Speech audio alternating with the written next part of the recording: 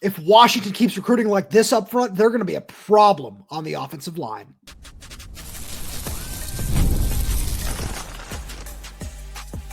You are Locked On Huskies, your daily podcast on the Washington Huskies, part of the Locked On Podcast Network, your team every day.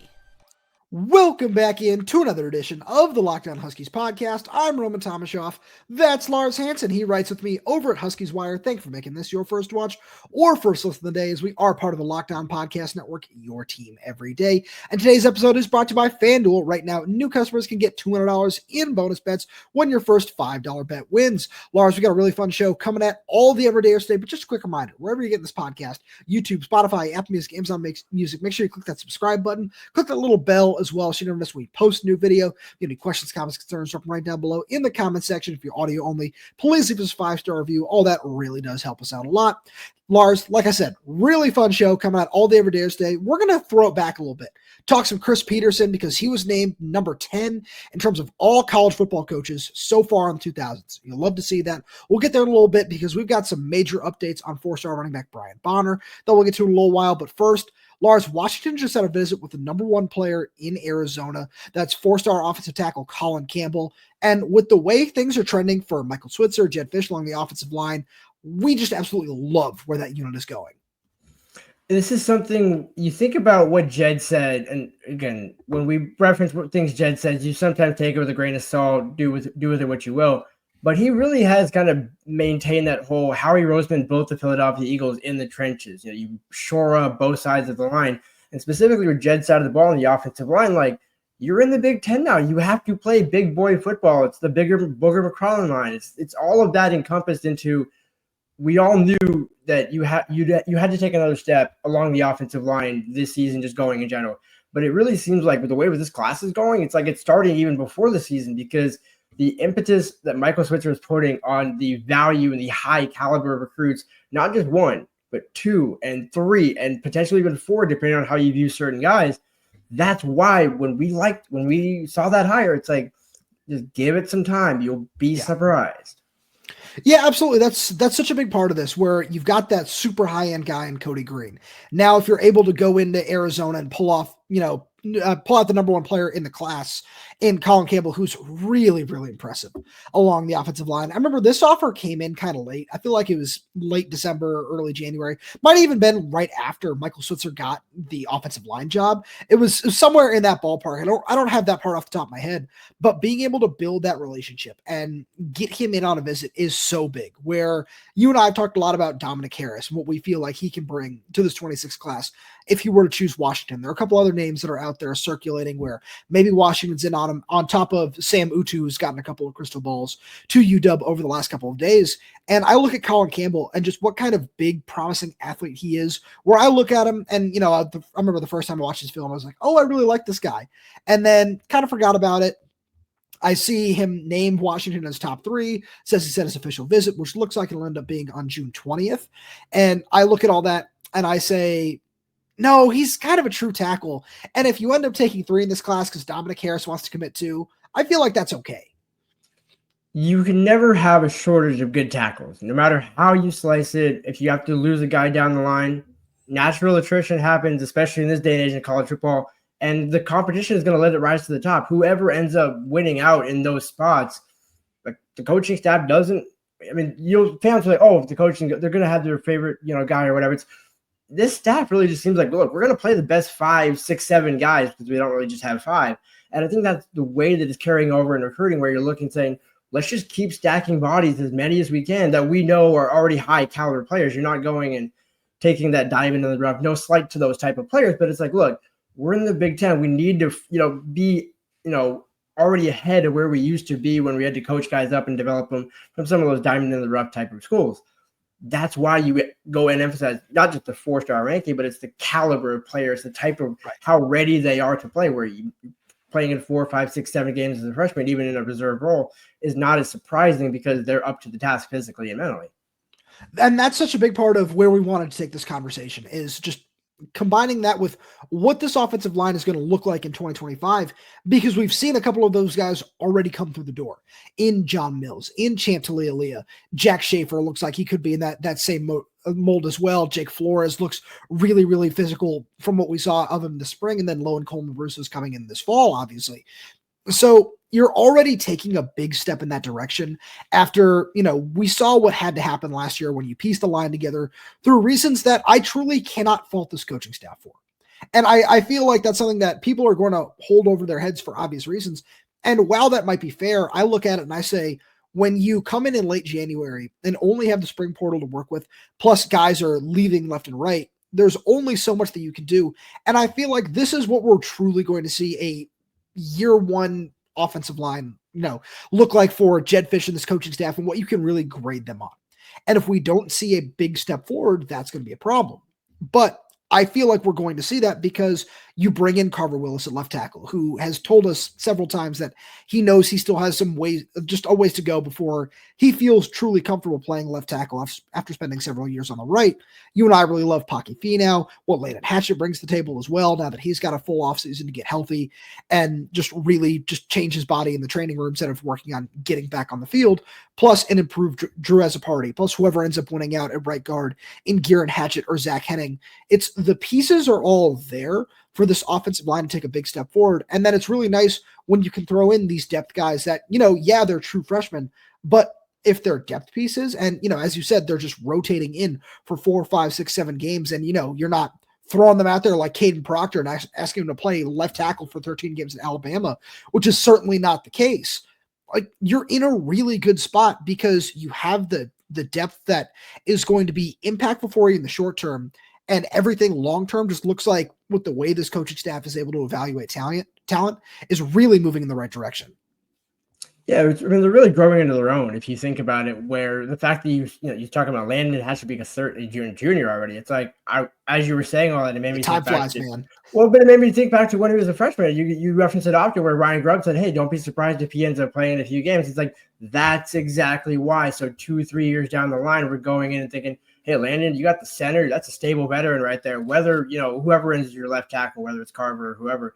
But, you look at it and think like that's kind of what we expected. Last year was it was what it was. That's not what Jedd Fisch was about. We saw what happened at Arizona, where you played the freshman year 1, year 2, and by year 3, you're talking 10, potentially 11 wins. And again, obviously year 2 at Washington isn't year 3, but I think even we saw this spring, you saw a significant jump, not just in the young guys, but kind of just that collective unit where, oh, good, this is actually like more of a Big Ten. We're starting to get more like a Big Ten offensive line, whereas last year it was, not, you don't want to say, bad news bears, but like just the case of like it was going to be what it was. You didn't really have any expectations. Now you're expecting, hey, Damon needs some help to, get to the next level. You have Jonah coming back. You have all these reasons. That's why you invest in the offensive line to make the offense go. Yeah, absolutely. Where it's something where we look at, you mentioned Jonah to segue this into a conversation about running backs. We look at what that unit could be this season because it goes so far beyond just Jonah and just Demond as a ball carrier because you have Adam Muhammad, you have Jordan Washington. And it's one of those things where the more I look around this conference, the more I say, I feel like this really could be one of the top 3, 4, 5 running back rooms as a whole, where we know that Jonah Coleman is one of the best 2-3 backs in the conference right now. But on top of that, the fact that you have so much else around it, Jedd Fisch understands what it takes to win in the Big Ten. And a lot of that is investing through the trenches. And it feels like Washington's taken a major step in the right direction in that regard. But Lars, like I said, we've got some major updates on Brian Bonner to get to on the other side of the break. Because first, we've got a message from our good friends over at FanDuel. The NBA playoffs are in full swing, and every night delivers highlight-worthy performances, major momentum shifts, and can't-miss moments. Whether it's a game-winning shot or a breakout player, there's never been a better time to get in on the action. FanDuel makes it easy to stay in the game before tip-off and live. With player props, performance trends, and same-game parlays, fans have more ways than ever to play smart and win big. Like I said, you're going to win big if you bet on Washington 7.5. Lars and I absolutely love that bet for this upcoming season because this team just really has what it takes to take a big step forward in the Big Ten. I look at the schedule. It shapes up really, really well. All the toughest competition that Washington is going to see this season is all coming to Husky Stadium. Absolutely love that. This defense is reinvigorated behind Ryan Walters. I think Tacario Davis is going to be a game changer for the secondary. And I just really love everything that Washington is building for their second year in the Big Ten. If you're new to FanDuel, it's the perfect time to sign up. Head to FanDuel.com and place your first $5 bet. If it wins, you'll get $200 in bonus bets. Make every moment more with FanDuel, an official sports betting partner of the NBA. Lars, you and I have made no secret about how we feel about Brian Bonner. We think that he is one of the best running backs in the class. Obviously, the rankings back that up as well. But this is somebody who you and I have both believed for a long time to be very, very high on Washington.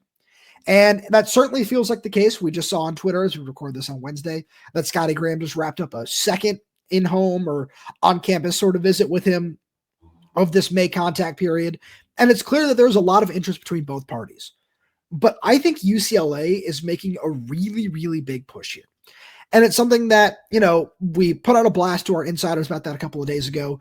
And it really feels like that is the case for reasons that I look at Washington and I don't necessarily think they can control all of that.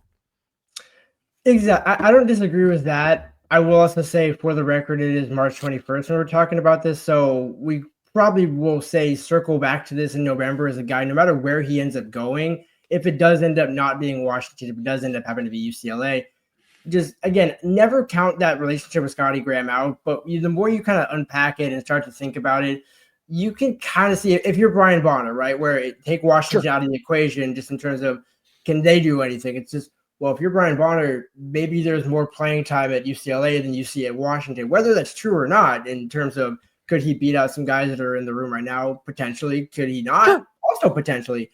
There's more bodies to beat out at Washington than there are at UCLA moving forward, as you pointed out. So to me, it makes sense in that realm, but there's just always something about, especially the way the staff emphasizes relationships. And obviously we've seen, UW fans have even seen Scotty Graham on Twitter. Anytime Brian Bonner is mentioned, Scotty Graham will give a shout out just in any way, shape, or form. And also shout out to the NCAA for allowing that rule to become a thing way back when Chris Petersen was actually still the coach, which tying to the third segment. But that relationship just seems so deep to me, where I will never count Washington out if he does end up committing to UCLA or some other school before the season's let's call it, just because of that dynamic. So I certainly agree with you there, where one of the big things that I look at, as you said, was I went and looked at UCLA's running back depth chart. Out after 2026, where I just kind of, projecting out for the future, UCLA has one guy on their depth chart that has eligibility remaining after the end of next season. And that's, one-time UW target Carson Cox from Oak Hills High School, where Paki Finau went. So I look at that, and I don't, again, this is where I don't think it's a UW problem per se, is you can look at that and say, oh, Washington is losing a guy to UCLA. I don't like this sort of stuff. But you can also look at it and say, this is what happens on the recruiting trail sometimes, where again, this is by no means is this recruitment over. A commitment has not been announced, but you and I are just kind of reading some tea leaves and going off some things that we've been told. And we're looking at it and we're saying, if Brian Bonner thinks that he can come in and legitimately take 10, 15, even 20 carries a game as a freshman, depending on what system it is, what coaches may be telling him that, UCLA is probably offering him the best fit right now for that. And it's, why I wanted to kind of reference what Washington's running back room could look like a little earlier, because we know what Adam Muhammad means to this coaching staff and how they feel about him next season, how they feel about him this season right now, even with Jordan Washington in the room. And I don't, I look at, not Jordan Washington, Jonah Coleman, but I look at that and I say, as you said, I think that Brian Bonner could certainly come in and beat guys out in this room. There's no question about that, because he has that kind of talent. But you're still going to end up potentially sitting behind somebody for a year or two. And, especially at a position like running back, if you feel that you're ready right away, you are probably of the mindset of, I can go somewhere else and get those carries right now. You can see that. And also, it doesn't hurt that, what position did Deshaun Foster play in the NFL? Yeah, that does help. To be fair, that's not going to be like, oh, hey, I'm going to play for him because he's a running back. Yeah, it's not that. But I do think, when you tie in being a Southern California kid, staying home, in LA, Westwood, whatever you want to call it. I mean, you remember the Big Ten Media Day presentation that Deshaun Foster made. It's not like we thought. I hear they're in LA. Going on a limb there. So, I'm sure maybe that was part of the recruiting pitch as well, where, hey, come be, you'll be my guy. You'll be kind of, Sure. the guy we build everything around. And especially right after a visit, when you start hearing positive news like that, it's like, okay, let's see if does the commitment follow this later this weekend, or does it continue to drift on, which then, the fanfare of the visit starts to wear off again. And now you start to kind of meet the family all over again. And you think, all right, now, okay, we had all these good visits. Now, where are we thinking? It was UCLA, it was Washington, it was this school, was that school. Now you can, because you had 5, right? So now you're still thinking, probably a ways down the road. But if he makes a decision soon, that again is not necessarily bad for Washington, because I don't think it's over in that case. Yeah, I agree. Where this is, that's just the modern age of recruiting, right? Where these things aren't ever over until signing day anymore. And this certainly could be one of those cases if that were to be what happens. But I look at this and I say, no matter what happens, I'm very confident in where this running back room goes. Because Brian Bonner, you and I have talked about him as the ultimate cherry on top of what is already a very, very strong running back room, what could end up being a very strong class. And it's a luxury take in a sense of you have so many talented guys at the position with, Adam Muhammad's got 3 years of eligibility. Jordan Washington has 4 years of eligibility after redshirting last season. You have a lot of guys that really like there where, Julian McMahon, Quade Carr, we'll see what that looks like as they continue to move forward. And then you have Ansu Sanoe already in this class, who's a very talented back as well. So there's a lot of really nice just momentum building at the running back spot. And, none of this is to say that Washington does not want Brian Bonner, because that is absolutely not the case. Again, if you just go look on social media, it is very obvious that Washington very, very much wants Brian Bonner. But if Washington does end up losing the race for him, it's something that could be just accrued to all of those things and not, this coaching staff doesn't know how to recruit or anything like that. Yeah, it won't be the case where Jedd Fisch thought that, did we forget Marcus Harris when he was down and watching Mater Day in like October, November? Sure. Think, hey, did we even miss this guy? Kevin, did we not get this guy? It's like, no, just, happened to commit early and whatever. But again, it just seems like you can see where it makes sense for him to go to UCLA, but you can see the allure of Washington. And, we know, again, when you're being recruited by Scotty Graham, it's just hard to say no to the guy. It's just, when you have a conversation with, even when you and I do, when we're out of practice or whatever, it's just, he's such an engaging person to talk with. It's kids. There's always there's the fanfare side of recruiting, and then there's the family side of recruiting. Which F do you care about more in which day and in which moment? The visits are all fun, but when it comes down to actually making that business decision, staying close to home is one thing. But, is it, the right situation? Because, again, it's the bodies are there to, prevent him from playing. But also, I don't think Brian Bonner's afraid of competition. So, I don't – but I could – so I don't think it would be like he's afraid of competition if he's not going to Washington, which, again, it just – to me, it almost seems like I think he's still just trying to find a reason, kind of to keep Washington there, no matter what the case may be. So I certainly agree with you there. Now, let's just say he does end up at UCLA. There was a name I wanted to throw out who doesn't have a Washington offer at the moment, but the more I watch him, the more I say, I could certainly see this one coming to fruition because you mentioned staying close to home. I'm talking about LaMarcus Bell from Lake Oswego High School in Oregon, not too far from where Washington's current running back commit, Ansu Sanoe, plays in Lake Oswego at Lakeside High School. And this is a guy who he's a pretty solid back. And you look at where he's going to be taking his official visits over the next couple of weeks. It's Washington State, Utah, Cal, and BYU. So it's a solid list of programs that, that former and current Pac-12 and then the Big 12 now as well. So he's got decent offers on the table. He's a former Oregon State commit. And I just look at a guy like that where, again, Washington hasn't offered yet. But that's one of those things where if this one doesn't come to fruition, I feel like we might see Washington try to pivot to him somewhat quickly to try to make something work. Former Pac-12. I mean, it's always still going to be the Pac-12 on some level. It is. RIP. But yeah, no, you're absolutely right. And I do think, when some fans might say, hey, you're kind of grasping at straws, do you really need to? Well, again, we'll die on the hill. If if the staff is thinking he's worthy of an offer, if that does come, let that decide, because the staff clearly has proven they can evaluate. So I don't think, if they're considering it, I think that's, if Brian Barner decides to commit, then they want to take that second running back. So I'm just curious more like what will be that determining factor where no matter what do they take two, or is it let's kind of feel this out and see how we do? Lars, speaking of talent evaluations, we've got to talk about the OG talent evaluator, and that's Chris Petersen.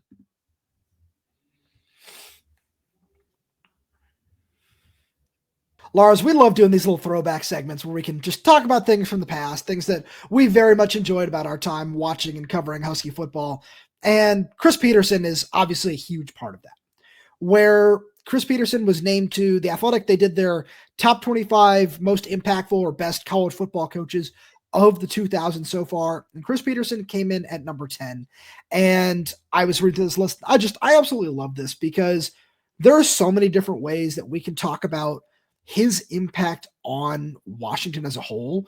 And that's, I wanted to give you a better just, launching point there, but there really are so many ways that you can take this.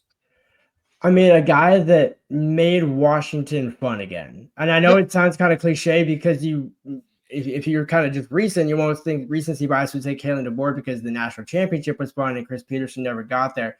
But he did what Sark couldn't. He got over that 7-win hump and he proved, hey, by the way, I can win outside of Boise. I'm not just a guy that can just, be protected on the blue turf and play really nobody in the Mountain West and, recruit really good kids, have some fancy plays, beat Oklahoma and do all that. Chris Petersen really kind of grew into his own at Washington. He kind of made himself worthy of that top 10 ranking where it's, okay, Boise State is one thing. That's no slight to the people of Boise. Everybody down there, no offense. But it's just doing it at Washington, leveling up and doing all that while taking a lot of the Boise guys and doing it his way, I think was, cool to cover. But also, I could see, fans were obviously frustrated when, we're talking about I'm not going to throw shots here, but just certain, players that got playing time that are like, how is this guy? It's like, well, fifth-year senior for, a guy, stable veteran. Pete is the epitome of a veteran's coach in terms of, hey, like I want my seniors to lead the way. The days of UW having Sidney Jones and those guys as gunners on special teams, I will never forget that. Like those days were the glory days. Like that's what made Chris Petersen great. Players wanted to do that. They wanted to sacrifice to make the whole collective team great. And not saying that's a dying art these days, but he really was kind of one of the last of a dying breed. So I really love where you're going there. I want to throw a whole bunch of stats at you right now. After Rick Neuheisel left in 2002, for the next 11 years under Keith Gilbertson, Ty Willingham, and Steve Sarkisian, Washington was 44-78 as a program. Since Chris Petersen arrived in 2014, Washington is 93-45. Now, that includes two conference championships for him and a third one for Kalen DeBoer. That includes 2 playoff appearances. Obviously, one for Chris Petersen, 3 consecutive New Year's Six bowls, couple of bowl wins in there. You can just rattle off the legacy there, but you talk about just what he was able to do to really give this program a shot in the arm. That's something that cannot be understated. Because as somebody who grew up in Southern California, Washington was seen as an afterthought in that point in time in the Gilbertson years, in the Ty Willingham years, because they were just not good. And it just felt like football was falling by the wayside after Neuheisel left, after the Rose Bowl and everything like that. And Steve Sarkisian comes in and he did a good job. And that's it, right? He did a good job getting this program back into relevance. You have the USC upset. You have a couple of other really nice wins in there over his time at the helm. But then when Chris Petersen comes in, it gets kicked up a notch. And you feel the passion. And you can see that people care about UW athletics. And it's something that you and I talked about a few weeks ago. And Darren Clemens' mom posted a really awesome little snippet about it where when Darren Clemens was posted in front of Myles Gaskin's locker saying, oh, this is the guy that he grew up watching and idolizing and wanting to play like, and now he's at Washington, after watching Myles do all that. That is an underrated part of this when, you talk about laying the groundwork for Kalen DeBoer and that national championship team and what that looked like, because a lot of those recruits of the 10 guys that got drafted in 2024, 8 of them committed to Chris Petersen. 8. Like that's a really crazy thing to think about. And then you talk about laying the groundwork where, now that Washington, is good and has had that sustained success since he took over in 2014 and just everything that's transpired since then. I look at all that and you can just say that I don't want to say he saved Husky football, right? Because that seems a little drastic, but he gave it the shot in the arm that was desperately needed as college football continued to evolve. He came in at the perfect time and just really took this program over the top when it needed to be there. I'll give you a good analogy because everything you said was true, but the only way I could surmise it and kind of spin off of it would be Sark brought it back to life. So he brought it back off the deathbed because, you were going 12 under Tyrone. Chris Petersen gave it a purpose. He kind of put the capital P in, Petersen purpose because it was more about like, I remember the days that, he inherited Jermaine Kellen. He wanted guy, it was almost like, the tough father, but like was always going to be there for you. And you saw guys respond to that. Myles Gaskin, Jake Browning, the list goes on and on. And you think about it, as you mentioned, the crazy stat of 3 New Year's Six bowls in a row and no wins. The fact that he ran into Alabama the first year, and then you're talking about Urban's retirement, and then Urban's retirement year, and then Penn State, and you're all three of those. It's like, okay, you faced 3 really good behemoths, so it's not a case of like, oh hey, you lost to TCU and it wasn't a good one. No shot at TCU there, just had to get that in there. But with that being said, it's like he just kind of was almost like a victim of circumstance, and in a way, unfortunately, it was that's how it ended. And I think I just wonder where would he be on this list, and kind of there's a way to evolve this is if he got to finish that class out in terms of the 2020 class, 21, because those guys were going to die for Chris Petersen. Like the players loved him, but it was also a case of, Pete had been trying and, continuing on, and it was time. And shout out to him for stepping away, reading the tea leaves, ironically, when he did literally on the calendar in terms of what happened 2 or 3 months down the road after that. But regardless of all that, I think, Petersen deserved his flowers. He at least got to go out with a win over Boise State. So he ended on a poetic note facing Boise State. But just, it's almost like there's a part of that story that's still unwritten, and it's never going to be written, by the way, because he's not coming back. Let's be clear about that. That's why we're able to talk about him being a top 10 coach. Not could he actually, do a swan song act and, come back and rise up again. It's like, no, he's done, and he should be. He should help out, maybe, structure the sport a little bit, put some guardrails on as the guy who helped found Mount Lake Futures. And so, worth noting that, like, he was the visionary. He saw everything coming. He wasn't opposed to NIL. He was opposed to certain aspects that the sport is basically non-regulated NIL. Exactly. The old-fashioned NIL, if you will. But in that sense, it's like everything that he was about, it maybe have gotten misconstrued, but he was always in the right. So I love where you're going with that. I want to take it back to something else that you said, because I wanted to just tie this into my personal experience a little bit. Where, again, growing up in Los Angeles, I saw a very different side of Washington than a lot of, the viewers of this program. Where people who say, yeah, I remember watching this team in 91, 92, whatever. Lars, you and I don't remember that. I was 3 years old when Washington went to the Rose Bowl with Marcus Tuiasosopo. I don't remember that very well.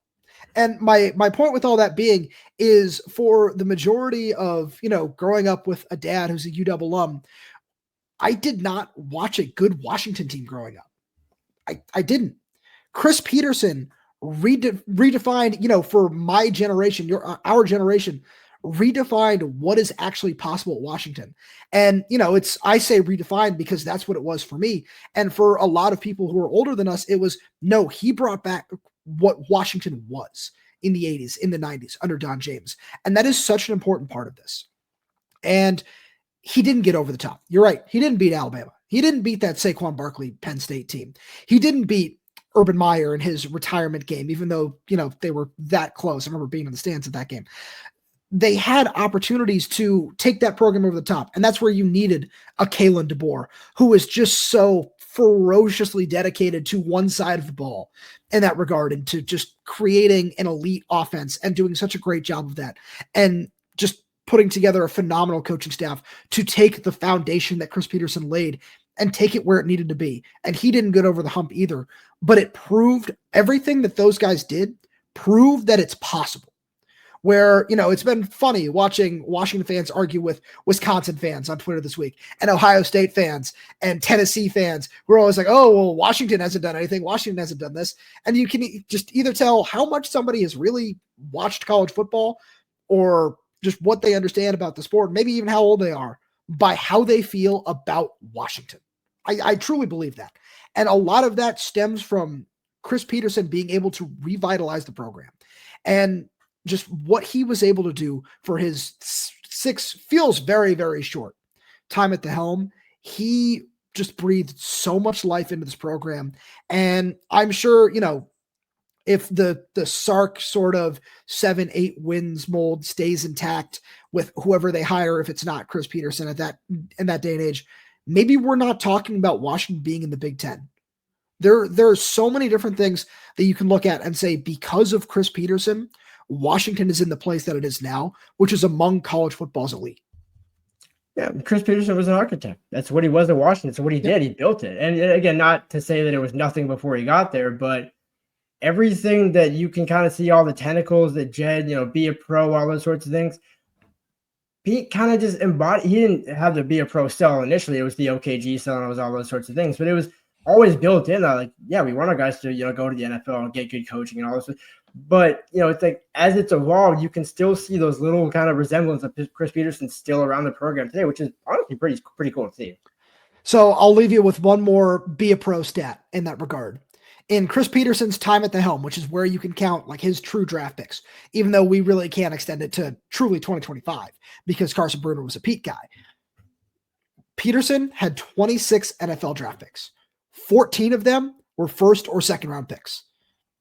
I'm going to leave that right where it is. That's over 50% of truly premium selections coming from his program. Lars, as always, thank you so much for being here. Thank you all every day for tuning in. We really do appreciate your support. We got so much more fun stuff coming for you throughout the offseason. So please make sure you subscribe wherever you get your podcast, whether it's YouTube, Spotify, Apple Music, Amazon Music.